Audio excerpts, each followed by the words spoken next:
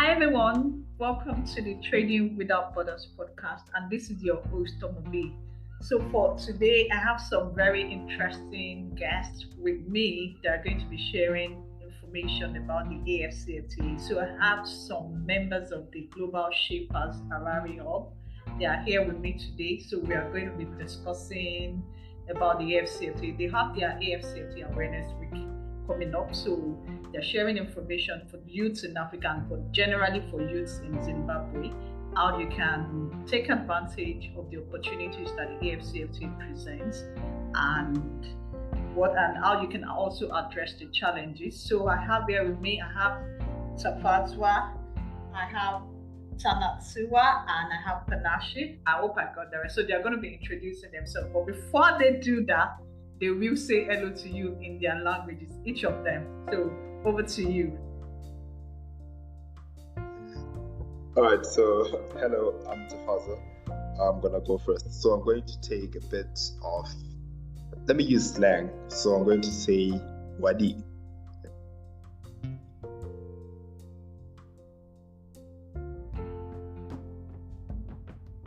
Okay, thank you, Tafadzwa. So let's, is it Panashe or who's going to take the next one?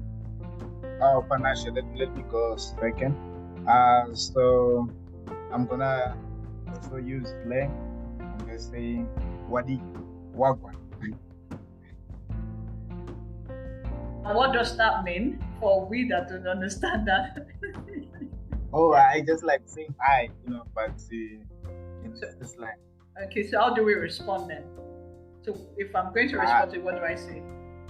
You just say wadi or wagwan. You just wagwan. Wadi. Hi. Okay, good. Okay, thank you. And so Tanatsiwa, you go next. Okay. Maswera say Moroi. Boere. Yeah. So basically Maswera say means good afternoon. Moroi, how are you? And then Boere, are you okay? Yeah. Thank you. So how do I respond to that if I was going to respond to Okay, good afternoon. Maswera say Daswera. Maswera. So yes, Daswera Maswera. Oh. And then Moroi, you can just say Moroi. It's fine, no problem. And then Boere, you can just say Bo if you are okay.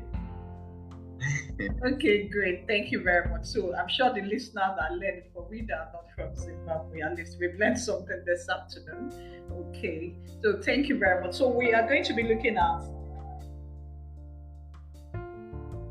our topic is a blueprint for a brighter future for African youth. So I'm going to be getting Tanatsiwa to go first. He's going to speak to us. So how can the AfCFTA be used to create a brighter future for young people in Africa? So Tanatsiwa, can you go first? Thank you. Okay, thank you so much, Ongola. So basically, one thing that we have to understand about the AfCFTA is that it is an ambitious and landmark agreement that aims to create a single market for goods and services in Africa with free movement of people and the capital.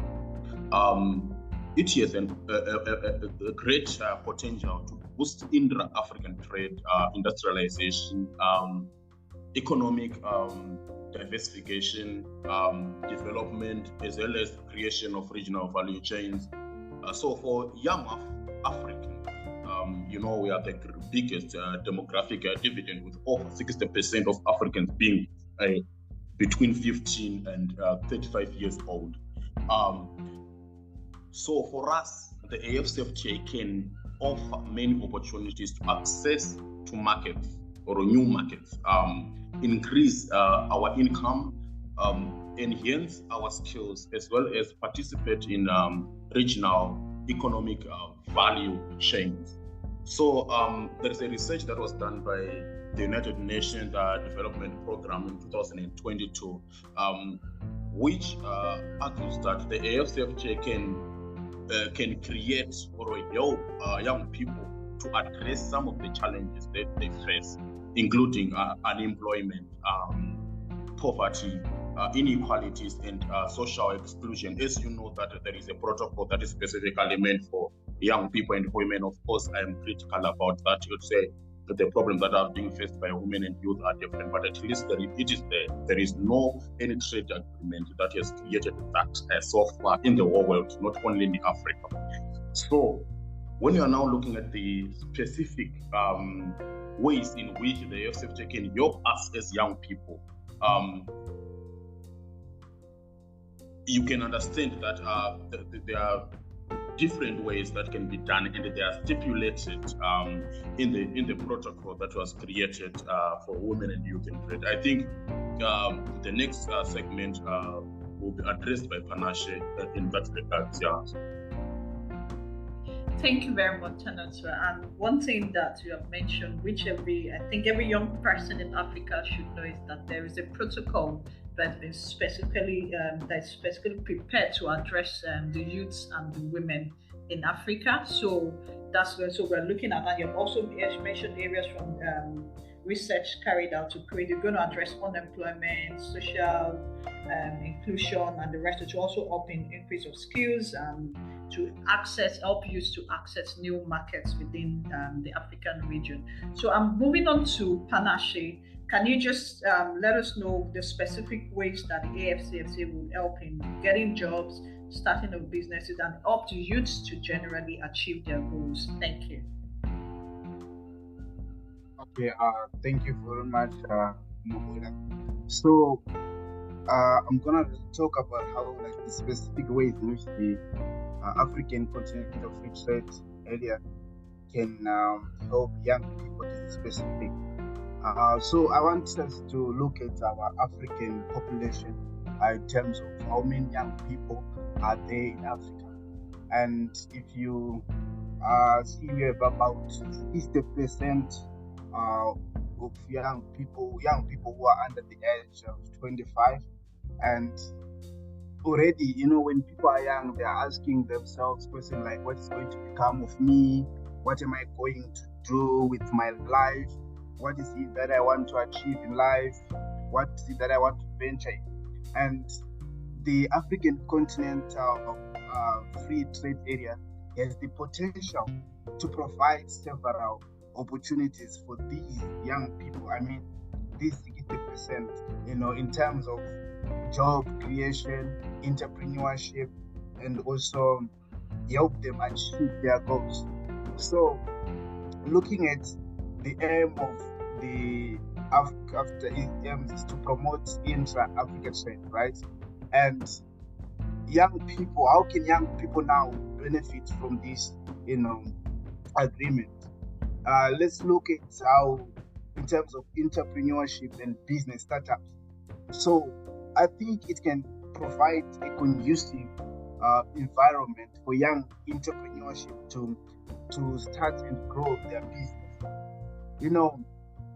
With this agreement, young people will have a larger market and reduced trade barriers, and also it can give us an opportunity to expand in our customer base. Imagine right now I'm in Zimbabwe, and my products, I sell them to people who are in Botswana or even in Rwanda, and that flexibility in the market can help us maximize in terms of in terms of our business with young people.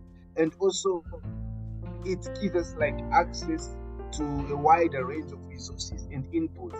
For example, I might want to design a certain thing, and the material that I need there in Botswana or Lesotho, right?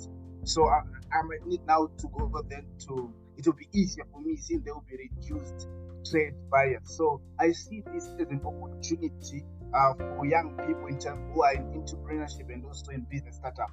And also another thing is there is access to finance and support, right? So this agreement can help young people access financial resources and support for their business ventures. So what can I say? What am I saying? I'm saying it can help, attract investment and funding from both domestic and international sources. That I'm able to even borrow or maybe to get a loan from Angola. So basically that's one thing that we can benefit as young people. And also another thing that we can talk about.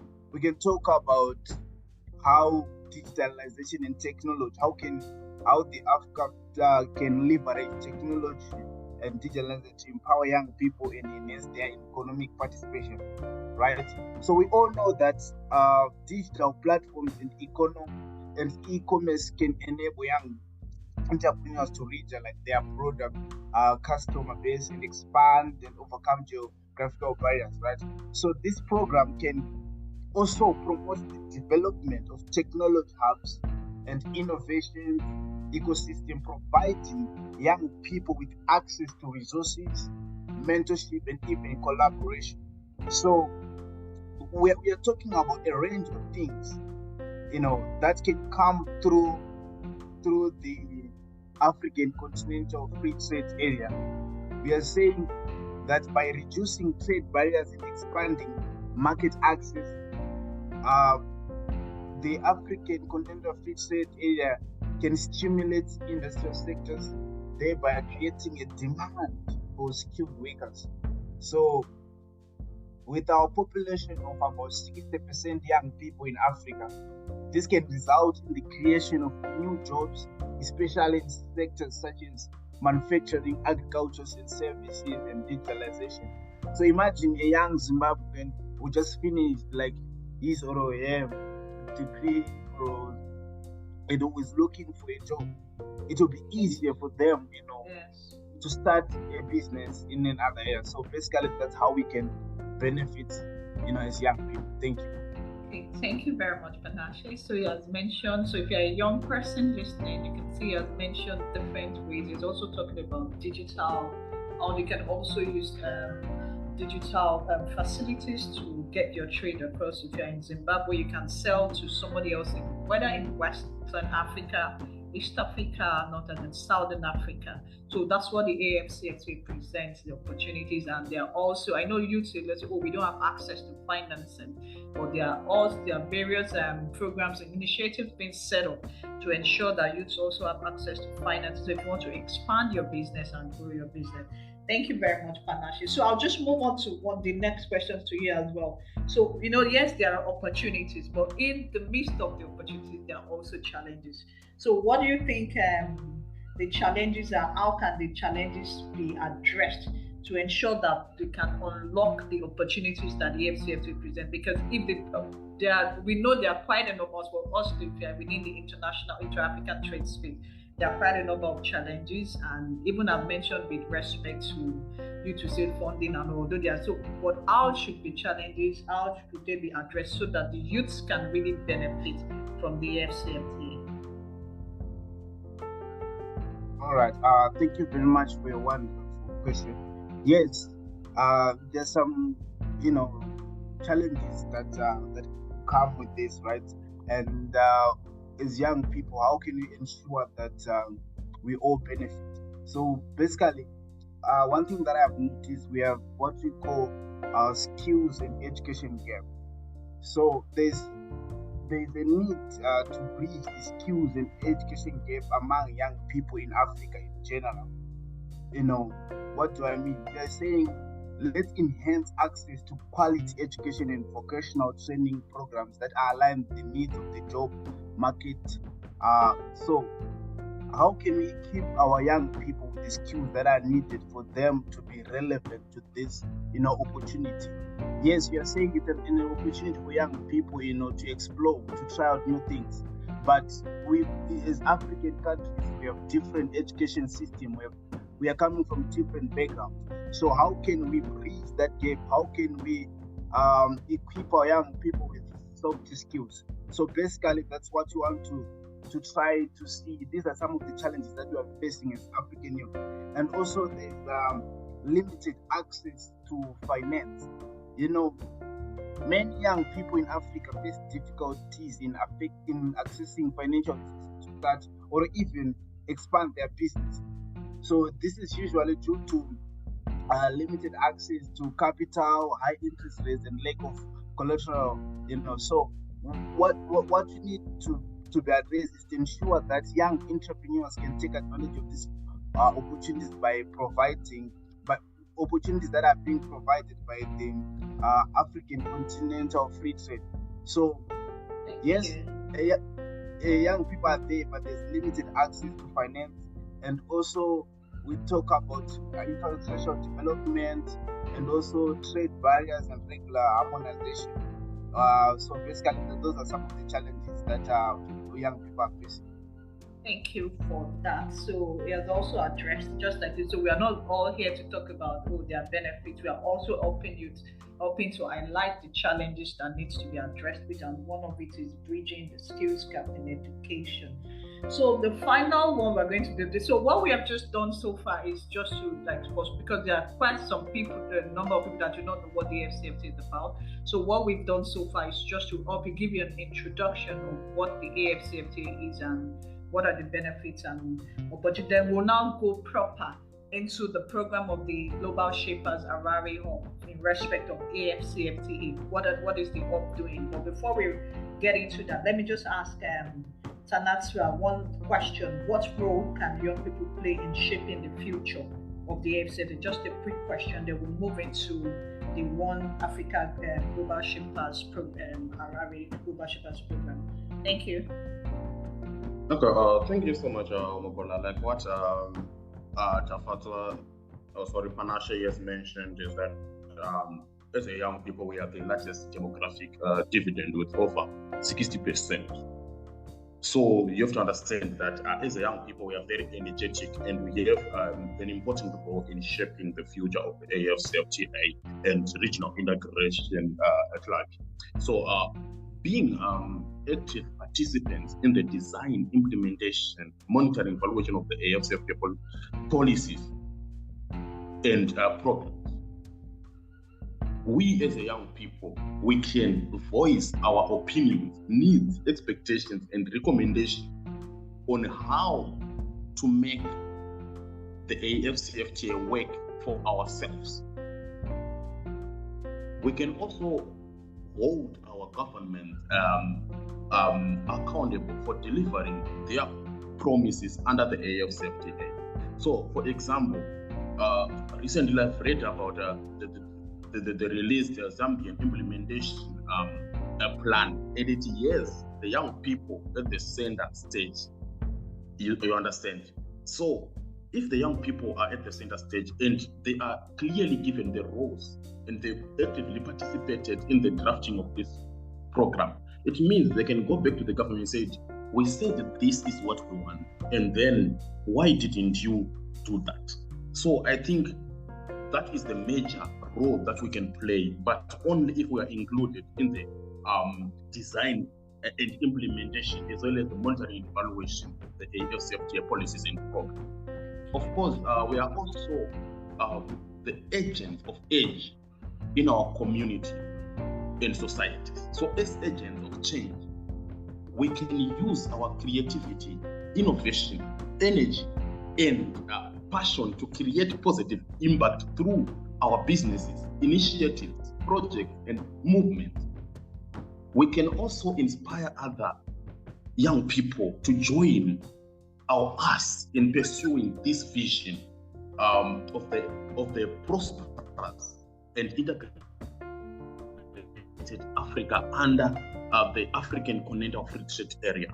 And then lastly, I think as young people, we are the ambassadors of the AfCFTA, and in our networks, we can actually spread it over and through different platforms. Now, as young people, we can use our influences, our social media reach and connection to spread awareness and information about the AfCFTA amongst our peers and stakeholders. You understand? For example, absolutely. As a young people, you can look at what us as a Global Shapers actually doing. This is one of the initiatives that we can do. Not the 15% the old people are doing, actually. you realize that we are the one who are using social media, we are the one who are using TikTok, we are the one who are using Twitter and everything to raise awareness about the AfCFTA. Not an old person can do that. And you know, through these social media platforms, even the older persons are there, but they are not really as innovative as we are as young people. So I believe that it is actually our role to raise awareness, which is lacking, and increase it among us, other people through snowballing as young people. So basically, that is my belief, and I believe that we have a greater role to actually play using our creativity, innovation, energy, as well as this passion that we have that is being shown by some of the young people. You know, there are different platforms that are being used. You go, you see Ikoyaka, you go, you see AfCFTA, you see Yauda. They are doing a lot of things around the African continental area. And these are just innovations that were created by us young people to make sure that other young people in the marginalized communities are included in the AfCFTA. They are not left behind. Hence, claiming our space and position in ourselves positively under the AfCFTA. So yeah, that is my belief, and I believe that these are our contributions as a young. Thank you for that, Tanatsiwa. So you've heard what they have said. So you need to get involved, voice your opinion, your need, expectations. Also share recommendations. If it's when the government, it is when they begin to hear a lot of all these things, that they begin to put all these things as part of the design. And there are various initiatives out there, as you have mentioned. And even this podcast is one of it, really, like, okay, let's get people to be aware, let's educate and advocate on the air so that we can all know what it is about. So no one is saying, oh, I don't know what it's about. There are various initiatives out there that are even being used through various social media platforms to educate people about the AfCFTA.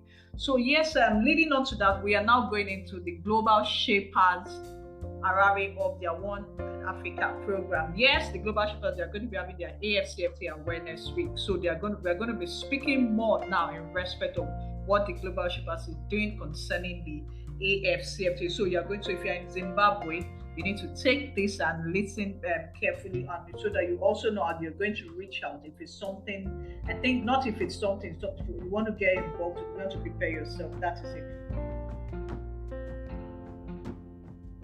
First question I'm going to be asking them. So Tafadzwa is going to be speaking to us on this, what the One Africa Global Shapers is doing to raise awareness of the AfCFTA among young people in Africa.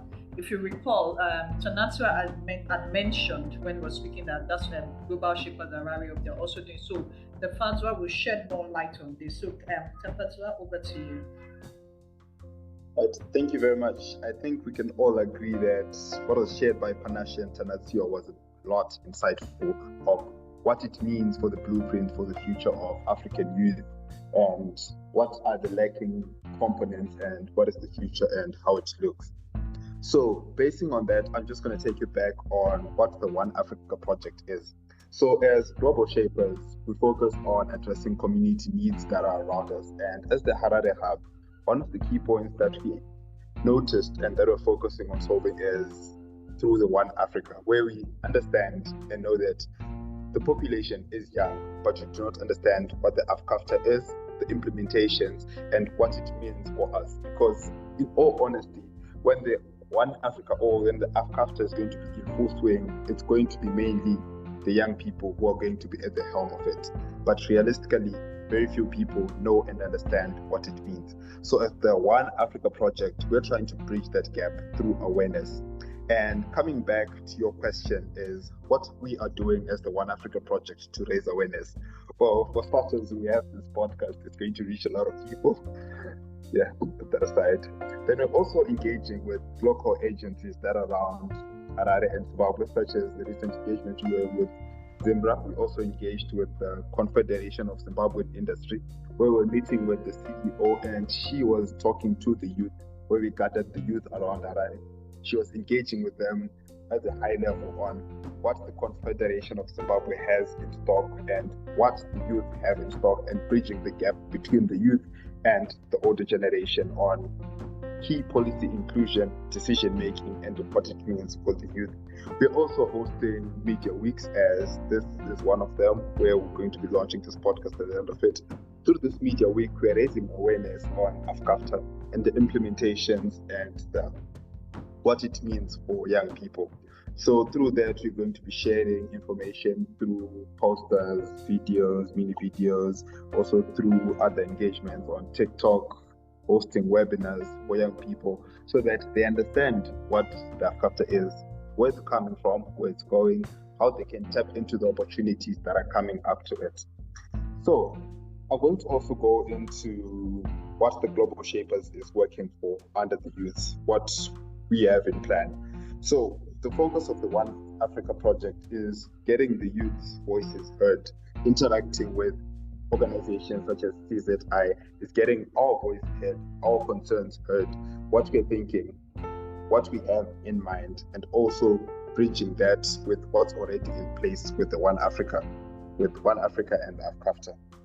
We're also meeting these key industry leaders so that we are able to understand and tap into the opportunities that are out there.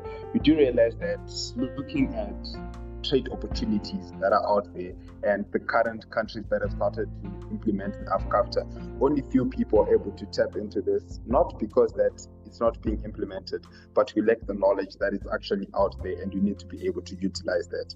So as the Global Shapers in Pan Africa, we really want to push forward to get people to know and to act on the AfCFTA as the young people.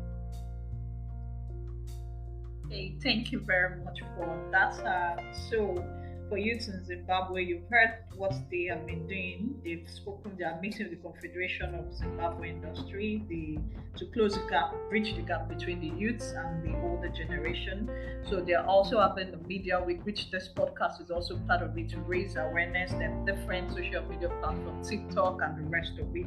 Videos will also be put out, so get yourself. So it's more meeting key industry leaders. Yeah. So Tafadzwa answered also about what are they working what the hub is doing in respect of getting the AfCFTA to work for the youths under the AfCFTA. So I'll just quickly speak to Tanatsiwa. Can you just share what you are doing to promote youth participation in the AfCFTA? So apart from getting youths to be aware, raising awareness and getting the AfCFTA, so what are you doing to promote youth participation in the AfCFTA? Tanatsiwa, can you answer that, please?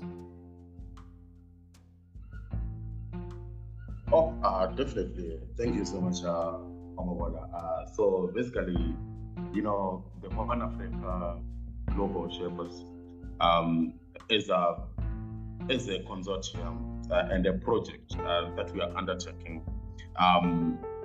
We are actually doing several things to promote youth participation in the AfCFTA, and it's not only done through that project, but also as individuals who are also taking initiatives which represent the greater interest of the global shapers. So some of the things that we are doing include providing capacity building training for young people on how AfCFTA opportunities and resources. This includes providing information, guidance, tools, and support for young entrepreneurs and workers who want to trade or invest under the AfCFTA. So one thing that we are doing, we're actually utilizing our social media platforms to ensure that people can access to the information, because that is the major barrier that is being faced by young people. Is regarding to regional integration, not only at the AfCFTA level, but also at regional economic communities level, that are RECs such as SADC, COMESA, EIC, and so forth. And then we are also creating platforms and spaces for young people to engage and interact with the AfCFTA major stakeholders.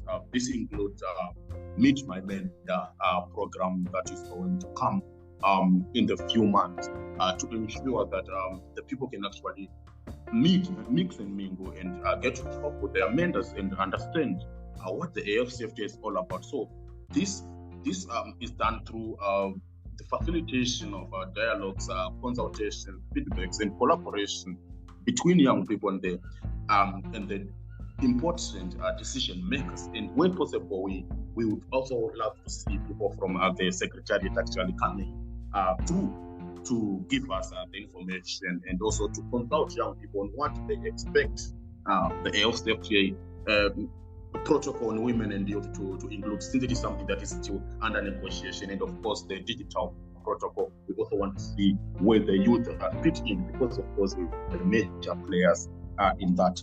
And of course, we are also empowering young people to take action and contribute to the AfCFTA implementation and monitoring. This includes actually encouraging our own shepherds and the young people to join or start their own initiatives and projects that can support or complement the AfCFTA objectives and goals. The major problem that we have is people just know that there is AfCFTA, but AfCFTA is going to benefit who? Mainly, these are the people in business, and that is what we are trying to promote, to ensure that the shepherds also get involved in business, share their ideas, and make sure that they tap in the African continental area.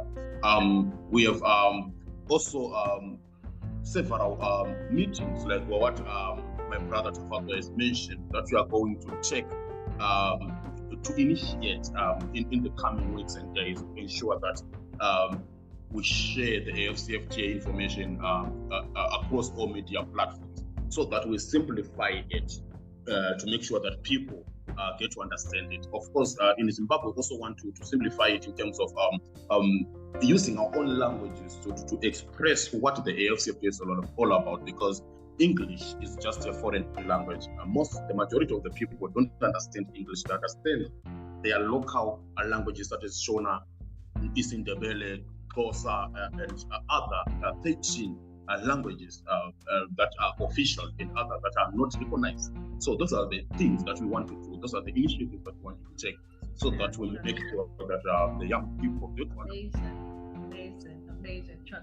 Putting out some information in various languages. What the AfCFTA is all about, because we want to simplify. Yes. Basically, I think that's all. Those are some of the initiatives that we are taking. So we can move to the next.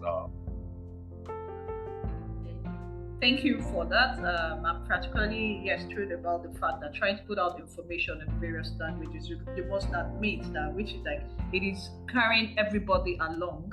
So it's not just for the people that are educated.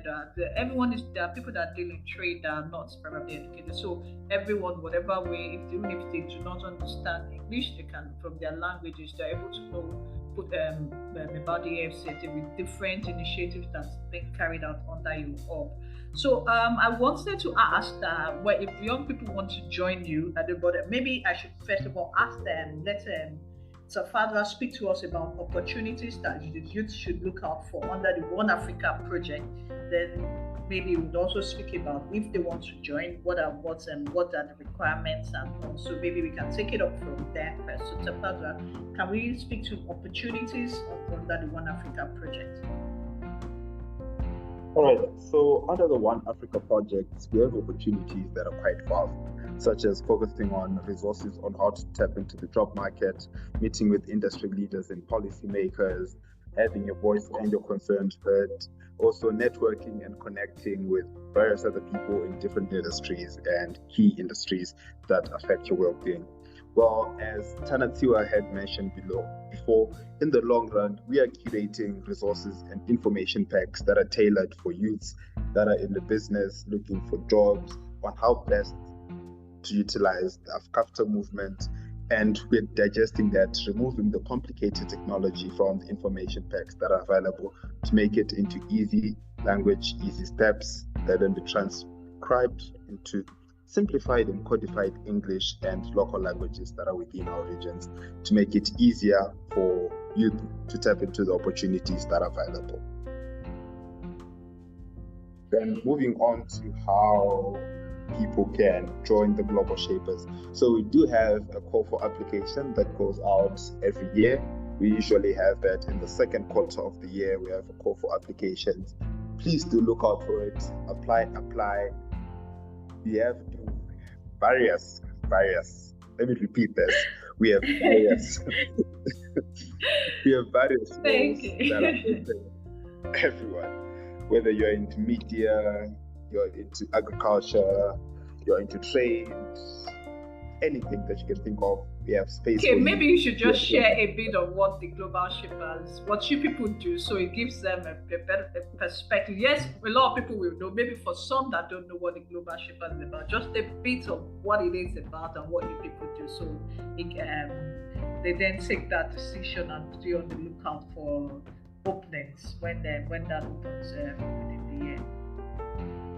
All right, sure. So Global Shapers is the branch of the World Economic Forum that has a hub in almost all the current cities that are there. So within each hub, you curate the projects that are affecting your community. You address the challenges, then you have projects that are solving those challenges. An example is one of the challenges that we're facing in the Harare Hub, or as Harare in the region, is the ability to access to information that is affecting the youth in key decision and accessing finance. So in that, to counter that, there is a project called Umkana that is curating and creating information packs on accessing opportunities through financing, travel, grants that are available for the youth in business and also the youth in the job market. Another also project that's being run for locally Harare is the Agripreneur Hub, where we're focusing on creating awareness on how young agriculture enthusiasts can be able to mitigate climate change and improve their farming habits and tactics through awareness, media awareness, and campaigns.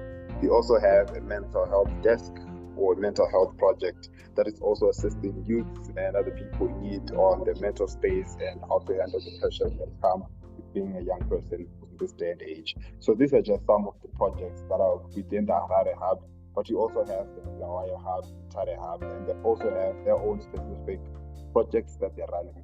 So we identify problems within our community and we do run projects to be able to solve that.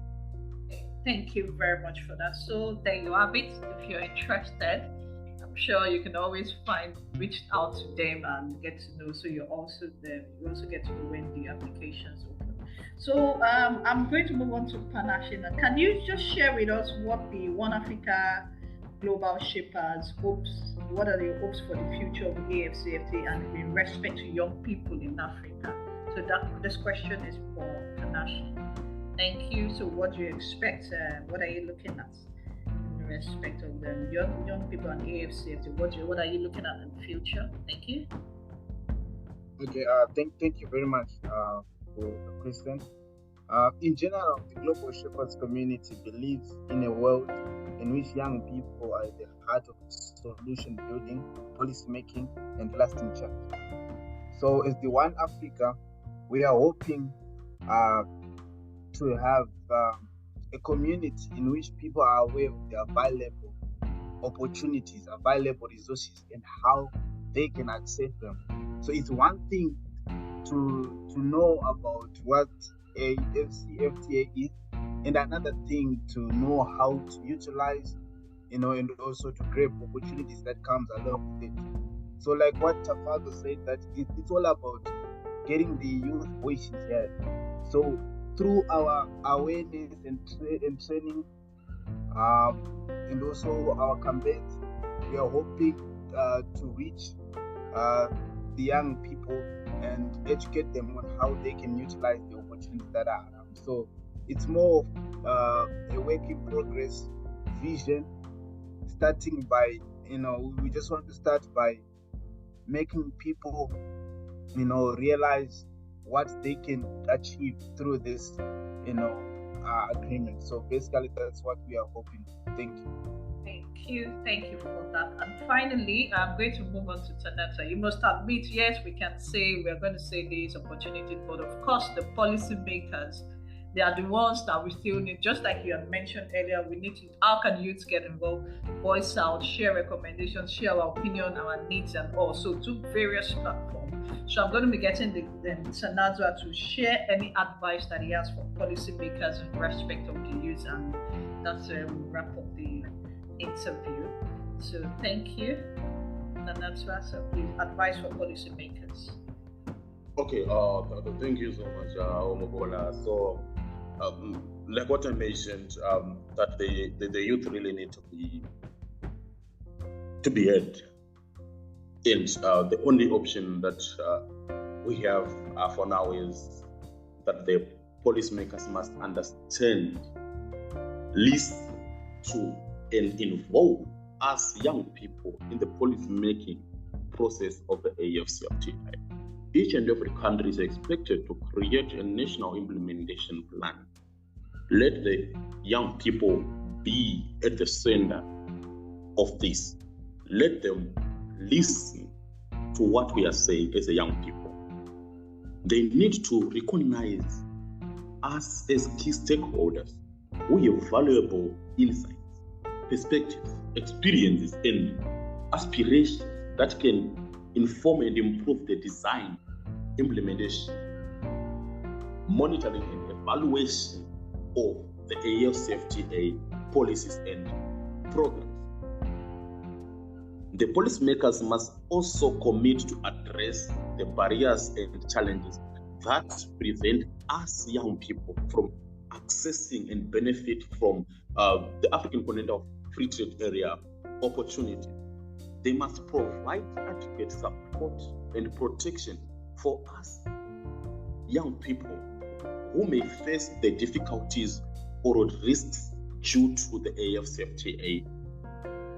Because the AfCFTA is not an easy road. You have to understand that, and our policymakers must understand that there are young people, there are small and medium enterprises that are going to face huge losses, huge problems, that are going to be disadvantaged because the markets may be flooded. So they must be ready to address those problems.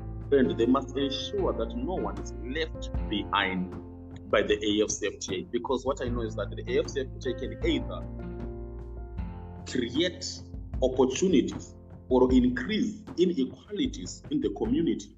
So they must make sure that they look into that and make sure that they are ready to address the potential problems and inequalities that are going to be created by the AfCFTA. They must also invest in development and empowerment of us young people through education, through awareness, through capacity building. And they must make sure that the education is of good quality, and young people must be trained to enhance our skills and competencies. The government must also, or the policymakers rather, must also provide access to finance, infrastructure, technology, of course, information, mentorships, as well as networks of us young people who want to start and grow our businesses. And there must also be what we call, social protection, health services for young people. Because, when you get to the border, there are many problems that we face at the border and so forth. And there are no equipment or infrastructure to make sure that the young people, women, and everyone can actually access health services at the border. So imagine I spend 2 hours, 3 hours at the border and I'm feeling dizzy. I can't even find the medicine except to go to the nearest town and so forth, because there is no infrastructure for that. So I think those are some of the things that really needs to be addressed. Of course, local, the government, like for example, the government of Zimbabwe must also ensure that it ratifies the Protocol on the Freedom of Movement. It is something that has not been ratified in Zimbabwe, and people can't move goods and services across the continent if they can't move freely. Imagine I want to go to Egypt this November, and there is a process of visa applications, and we are going to the Intra-African Trade Fair, and they are promoting Intra-African trade, but I have to get a visa to get to that country, and it is in Africa.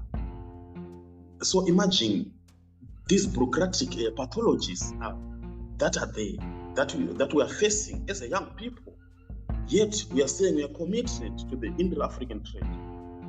I think those are some of the things that these policymakers must make sure that they promote. We need the single aviation and air transport market across Africa. Do you know that it is very difficult to get to an island country? For example, if someone from Comoros want to come to South Africa, they have to go via Tanzania, Ethiopia, and then come to South Africa. So they are coming from Southern Africa, they go to East Africa, and then they go to Southern Africa again. Those disconnections must be created, must be solved by the policymakers, so that us as a young people, we benefit and we access the wider market that they are promising us that is there. Because if they do not do that, it means we are going to continue to be marginalized. Of course, they must also look at us as young people in informal cross-border trade, or the so-called informal cross-border trade, which actually dominates the Indo-African trade, and it is not respected, it is not recognized, it does not have policies that protect it. The AfCFTA, the policymakers must make sure that they protect us as informal traders, because that is the normal trade that we have in Africa. Because if we have over 70% of informal cross-border traders, it clearly shows that that is the trade that we have in Africa. So we must make sure that we recognize it. Thank you so much, Tanatsiwa. So there we have it for policymakers, from involving young people, recognizing young people as key stakeholders, involving them at the center of implementation plans, and addressing various challenges and barriers from infrastructure to free movement, and then just ensuring typically that no one is left behind, even those involved in cross-border trade. Thank you so much to Tanatsiwa, to Panashe, and to Tafadzwa. I'm sure you must admit this is really put out a lot of information out there for youth. So for anyone out there, whether it's for youth or women, if you want, please get involved in the AfCFTA. There are a lot of various initiatives being used to advocate, to advise, to educate people about the AfCFTA, and I'm sure this is one of such. And I'm sure the youth in Zimbabwe and in Africa in general, they are going to listen to this. They are going to gain value, and they begin to take steps. And we hope that you begin to take steps in respect of the AfCFTA. And also, you can also listen to various episodes of this podcast. I have various episodes in respect of the AfCFTA, addressing different issues concerning the AfCFTA. I've been putting out talking about the various protocols and sharing latest updates and developments on the AfCFTA. So this is where we are going to end it for today, and I really want to appreciate my guest on the podcast today, and also appreciate the fact that they want to use this episode as part of their AfCFTA Awareness Week. The Trading Without Borders podcast is good, and Trading Without Borders podcast is where, well, we hope policymakers also listen to it as well. We hope that with this, there are different opportunities and awareness that we can get different, but we can unlock the benefits. We can unlock the benefits of the AfCFTA. So with that, what I'll just say, thank you very much for everyone that has been listening, and we hope that maybe in future again, if they have any other information for the youth in Zimbabwe or for youth in Africa, maybe they can share through the podcast. And until the next episode, I say to you all, bye-bye.